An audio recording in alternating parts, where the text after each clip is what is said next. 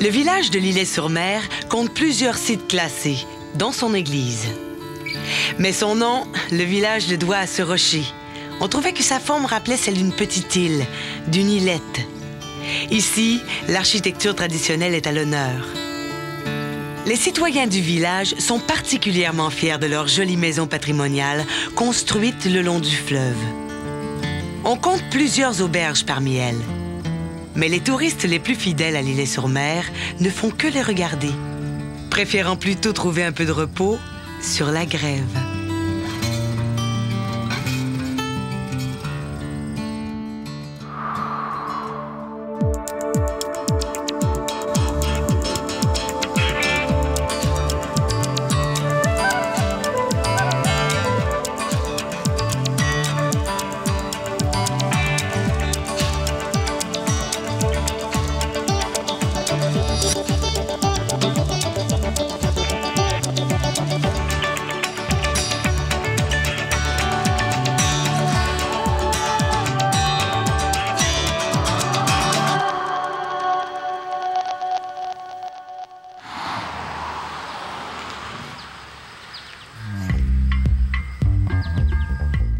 Alors, mon nom est Gilles Viel et je suis planificateur financier à Québec. Je m'appelle Solange Tremblay. J'habite à l'Îlet-sur-Mer depuis longtemps. Presque depuis que je suis née. Ce que j'aime le plus dans ce village, c'est l'horizon. C'est entre ciel et mer, oui, mais entre montagne et mer, effectivement. On est comme entre deux chaînes de montagnes et on peut pas se tanner. Mon nom est Jérôme. Présentement, j'étudie à Montmagny comme machiniste. Je travaille chez Thibault Bessic. Ça fait environ 14 ans là, que j'habite à L'Îlet. Jean-François Pelletier. Je travaille pour le Carrefour Jeunesse Emploi de la MRC de L'Îlet. Je suis résident de L'Îlet. Je suis né ici à L'Îlet, ça fait 38 ans. Ici, on est bien, on est en campagne. On est quand même proche de la ville, quand même proche de Québec et de Lévis. C'est un peu un parfait compromis. Le patrimoine ici est jalousement gardé, si on veut. Le monde sont fiers de leur maison. C'est vraiment un lieu où on retrouve belle architecture, l'église, des vieilles maisons, des maisons qui datent de 300 ans. On retape nos vieilles maisons, on garde le cachet ancestral, historique. C'est un peu là, ce qui fait la couleur de L'Îlet-sur-Mer.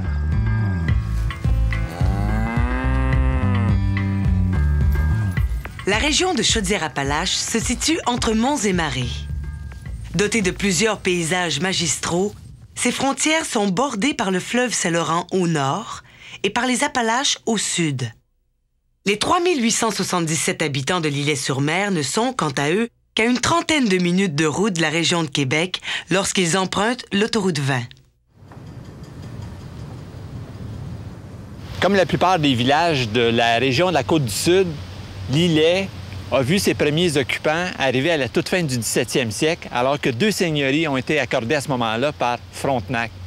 Par la suite, il y a un petit noyau de population qui s'est établi sur place et en 1721, on a fondé une première paroisse qui s'appelait Notre-Dame de Bon Secours de L'Îlet.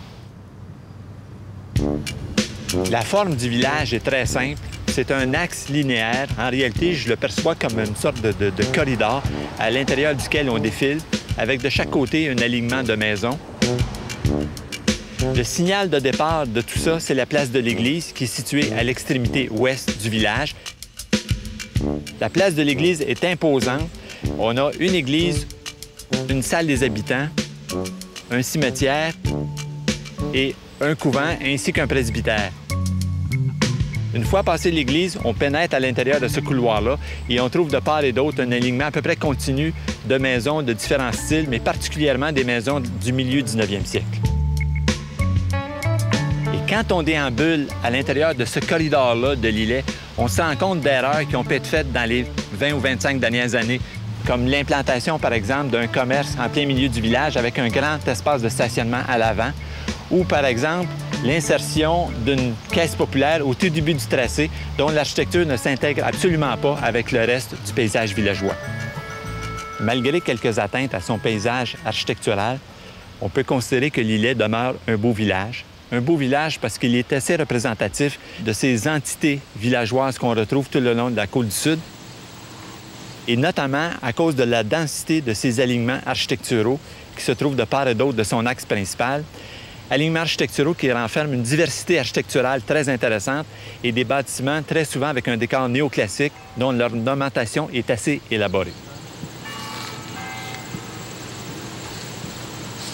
Fait intéressant à noter, la plupart des maisons de l'Îlet-sur-Mer ont été construites avec du bois provenant de la région. Mais pour certains, cette richesse naturelle peut prendre d'autres formes. Bon, je me présente Denis Tremblay. Qu'est-ce que je fais dans la vie? Moi, je suis sculpteur avec mon frère Jean-Lionel Tremblay. Ça fait 23 ans que je travaille dans ce métier à temps plein. Et mon frère Jean-Lionel, lui, ça fait au-dessus de 25 ans qu'il travaille à temps plein. Quand on parle de temps plein, c'est 40 heures semaine. On a pris la relève de mes parents. Ça fait 6 ans qu'on a acheté notre usine.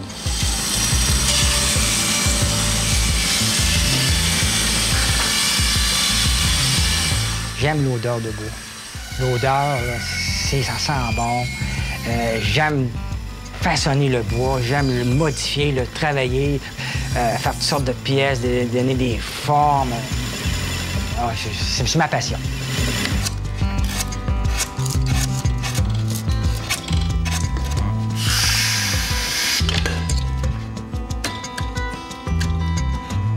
On dirait que je suis nous-mêmes dans le bois.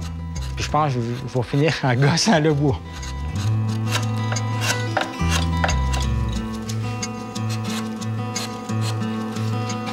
Je suis à Lillette depuis mon enfance. J'ai 40 ans. Alors, ça fait 40 ans que je demeure à Lillette. Puis je pense que je vais rester encore bien longtemps à Lillette, jusqu'à ma mort. J'aime mon village, puis je suis bien à Lillette.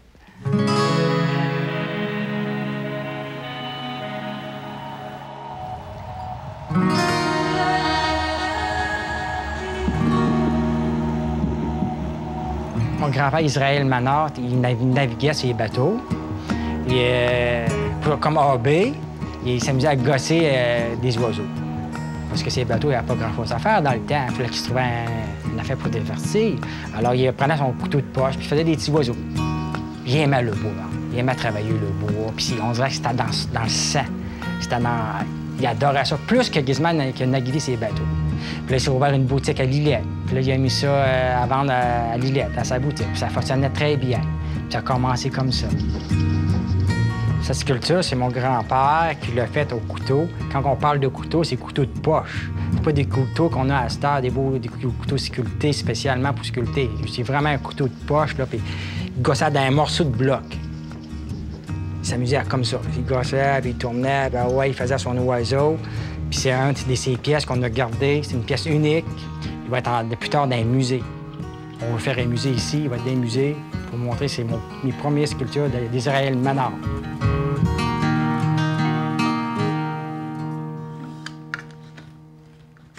On souhaite qu'on ait une relève Tremblay, hein, parce que ça va faire une 4e génération, mais c'est le futur qui va nous l'indiquer.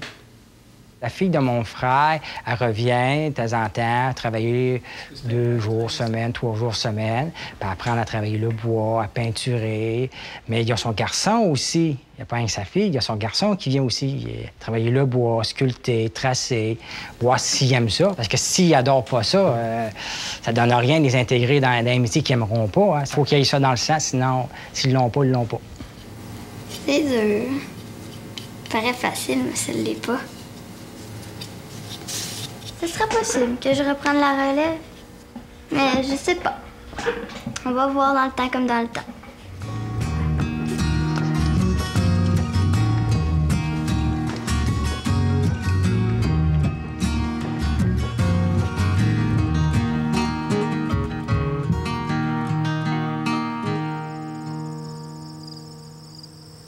Il y a 3 caractéristiques à Lillet qui distinguent l'architecture des autres villages. C'est premièrement la variété des modèles architecturaux. C'est qu'on a des modèles principalement de la première moitié, de la seconde moitié du 19e siècle, qui est le modèle en fait habituel qu'on retrouve, le cottage à 2 versants avec les avant-toits retroussés. On a plusieurs spécimens du Second Empire, mais on a aussi quelques modèles de la fin 19e siècle qui ont un petit côté éclectique en termes de décoration. Indépendamment des modèles architecturaux qu'on retrouve ici, il y a une caractéristique qui revient constamment, ou en tout cas assez fréquemment, disons, c'est un élément décoratif qui se retrouve généralement en façade des bâtiments. Et cet élément décoratif, c'est une petite console en bois. Et cette console est fixée juste en dessous de la corniche de plusieurs des maisons qu'on retrouve ici. Une autre caractéristique intéressante à noter est liée à la forme des avant-toits recourbés. On est habitué d'avoir sur les modèles du milieu 19e siècle des avant-toits avec une courbe dans la partie supérieure et avec en dessous un plafonnement qui est plat ou qui est droit. Ici, sur plusieurs des maisons de l'îlet, on retrouve un avant-toit dont le plafonnement inférieur est courbe. C'est-à-dire qu'il est fini par des petites planches et quand on se penche au-dessous de l'avant-toit, on distingue une sorte de forme de berceau. Certains y ont vu une relation avec la construction maritime. Il faut faire attention à cette affirmation-là. C'est quelque chose qui n'est pas prouvé. Il faut noter aussi de toute façon que cette caractéristique architecturale a pu être observée ailleurs, dans des zones où on n'était pas en milieu maritime.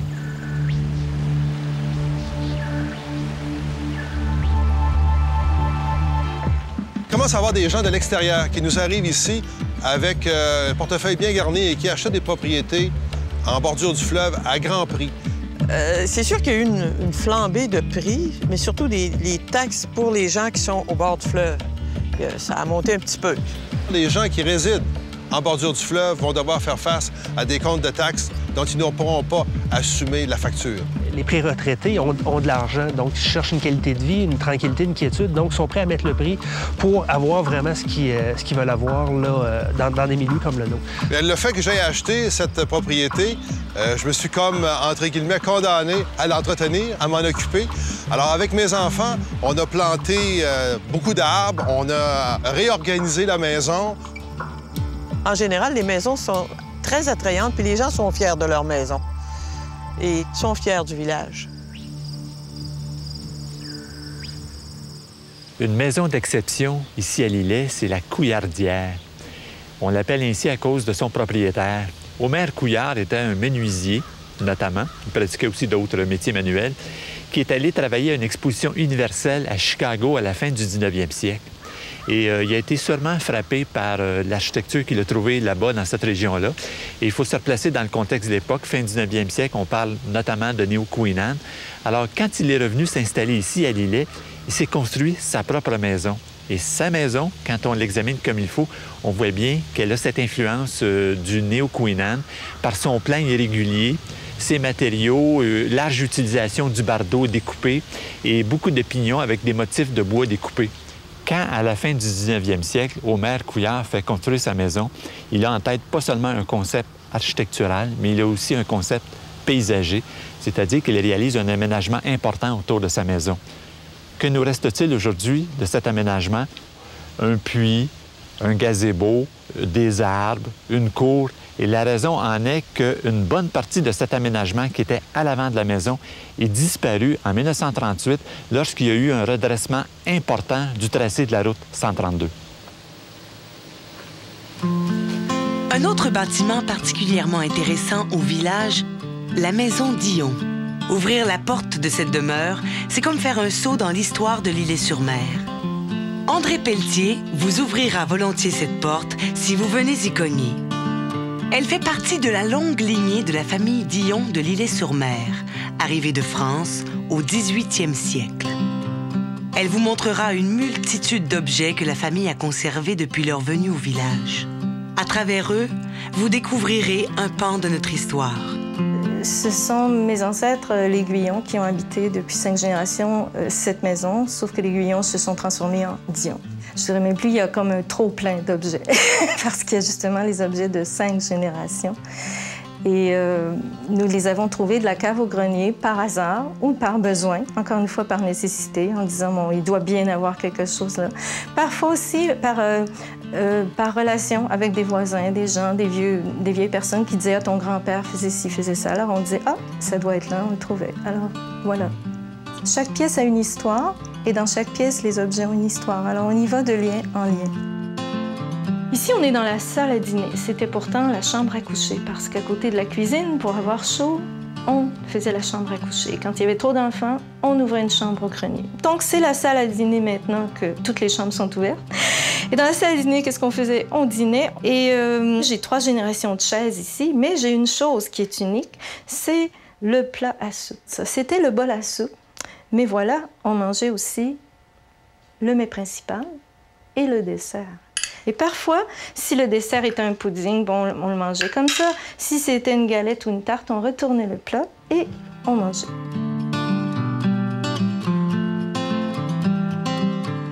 Alors, nous voilà dans la cuisine. Quand on dit que les maisons ont une âme, c'est l'âme de la maison, c'est le centre de la maison. Qu'est-ce qui est l'âme de cette cuisine? C'est évidemment la vie, la chaleur, le poêle, l'âtre, la cheminée. Alors ici à Lillet, on faisait des poêles à bois, on les faisait, les poêles Bélanger. C'était le micro-ondes de l'époque, hein? Il y avait toujours quelque chose de prêt. Ici, il y avait le réchaud où nuit et jour, tout était chaud. On avait les lièvres qu'on accrochait l'hiver, je me souviens, qu'on allait trapper et qu'on accrochait en permanence. Et on gardait les petites pattes de lièvre pour frotter comme il faut notre poêle à bois. C'est aussi un porte-bonheur. Alors, il y a un autre objet que je souhaiterais vous montrer, c'est mon petit voilier. En fait, c'est le voilier de mon père. Quand il était enfant, son père capitaine avait eu la maquette du voilier sur lequel il voguait. Et on voit ici mon père qui le faisait voguer sur la rivière des Trois-Saumons, ici à Lillet. Alors, ce petit voilier-là, évidemment, c'est le lien que j'ai entre tous les marins de Lillet et tous les gens de Lillet dont les pères ont été marins, capitaines. Et c'est vraiment ce qui a bercé, comme les chansons de marins d'ailleurs, notre enfance.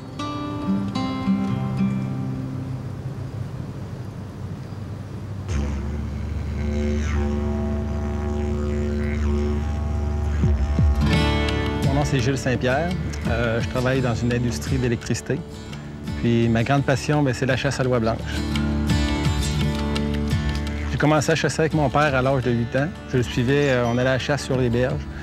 Après ça, il m'a enseigné le déroulement de la chasse. Après ça, j'ai continué avec mes copains en vieillissant. Puis maintenant, je suis devenu pourvoyeur, donc j'accueille des gens de l'extérieur qui viennent chasser chez moi. Ce que j'aime, c'est voir les oiseaux qui viennent vers moi et qui se promènent au-dessus de nous autres. La sensation d'être sur les berges du Saint-Laurent, on se sent libre, on est libre, c'est un espace qui est grand. On se sent bien.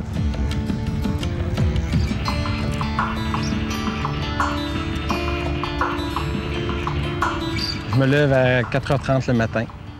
Je m'habille, je prends un bon déjeuner, je me fais un lunch. Après ça, je descends vers la bâture avec mes aplants. Je m'installe, je vide ma cache, j'installe mes aplants. Puis au lever du jour, les oiseaux commencent à bouger. Donc, c'est ça. On chasse toute la journée. Puis la journée de chasse se finit à la marée haute, là. Oui, à Lillet, il y a une tradition de chasse qui règne. Ça chasse depuis, je te dirais, des centaines d'années. Ça chasse l'oie blanche. Ça a été transmis de père en fils, si on veut. C'est une passion. On vit, les oiseaux viennent l'automne, on chasse l'automne. Puis quand ils partent, bien, tout le monde est déçu. On a hâte à l'an prochain. On chasse ensemble des gens de la région depuis plusieurs années.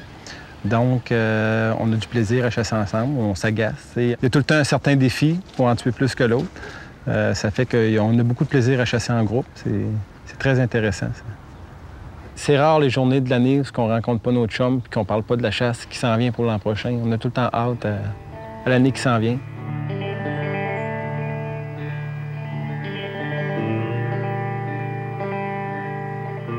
Oui, je me considère comme un sportif. C'est un sport. Déjà, c'est physique, c'est dur physiquement de marcher pour descendre aux berges.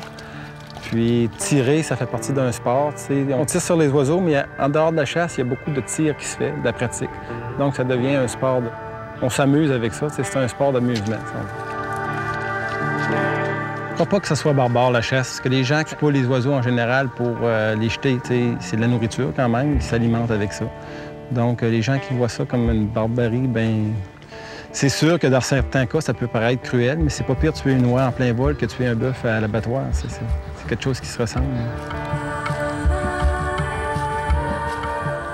Le sanctuaire accueille environ une quinzaine de mille oiseaux dans l'automne, qui restent pour à peu près un mois ici.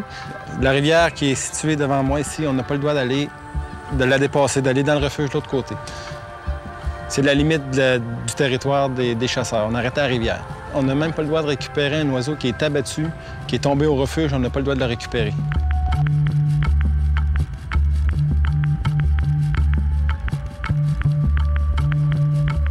Ce qui est le plus difficile, c'est de revenir le soir après la journée.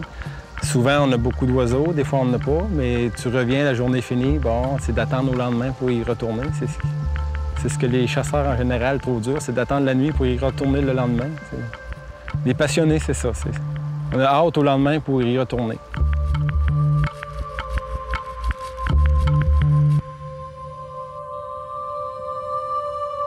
À l'Îlet, le Musée maritime du Québec témoigne d'une longue activité traditionnelle locale reliée à la navigation et au domaine maritime. Il faut se rappeler qu'au milieu du 19e siècle, le gouvernement avait décidé de favoriser l'implantation de quais tout le long du Saint-Laurent, et particulièrement dans cette région ici, pour faciliter les échanges entre les différentes localités, les villages, et entre les villages et la ville. On trouve notamment sur le site un petit navire, le J.E. Bernier II, nommé ainsi en l'honneur d'un capitaine célèbre localement, qui a pratiqué son métier à partir de la fin du 9e siècle et début du 20e siècle. Et Joseph Elzéar Bernier a notamment fait de l'exploration en milieu polaire pour le gouvernement canadien.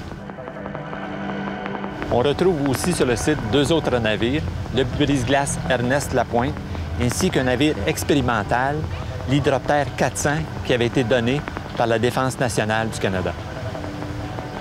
Derrière le musée, au large, on note la présence d'un petit rocher, le rocher Panet, sur lequel on note la présence d'une croix érigée en 1920 par le curé afin de protéger les marins locaux.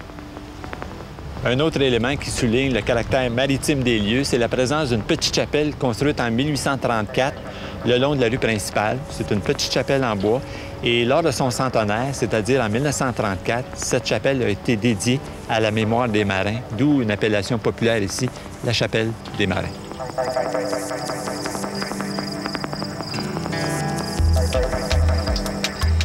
Des fois, c'est trop tranquille parce que les gens veulent être tranquilles puis ils veulent pas bouger. Ils veulent pas trop de changements. Si j'avais un souhait pour le village, ce serait de le voir grossir, de voir plus de monde arriver, de voir plus de jeunes s'implanter ici. Les jeunes commencent à avoir des intérêts ici. Disons qu'il y a déjà le soccer qui est installé, il y a des patinoires, il y en a un petit peu partout. On a 3 patinoires. Il y a des spectacles qui se donnent au parc. Les décideurs de la place ouvrent la porte très grande au retour des jeunes en région du fait que pour être capable de maintenir la qualité de vie, être capable de maintenir la productivité des entreprises, on a besoin de travailleurs, on a besoin de jeunes pour développer, pour offrir des services, pour bâtir des choses. Donc, oui, la municipalité d'Îlet est prête à passer le flambeau à ces jeunes, est prête à leur donner un coup de main pour être capable de s'implanter, de venir investir, de venir bâtir une famille, de venir éduquer leurs enfants ici. Bien, c'est sûr, là, présentement, j'étudie comme machiniste, donc le taux d'emploi dans la région pour ce domaine-là est quand même bon. Je devrais normalement être capable de me trouver un emploi dans la région. Sinon, c'est sûr, je peux toujours continuer dans le domaine du vélo comme je fais présentement. J'ai plein de portes qui sont ouvertes là, pour être capable de rester dans la région, là, justement. Je ne suis pas quelqu'un qui serait capable de rester en ville, donc ici, très bien.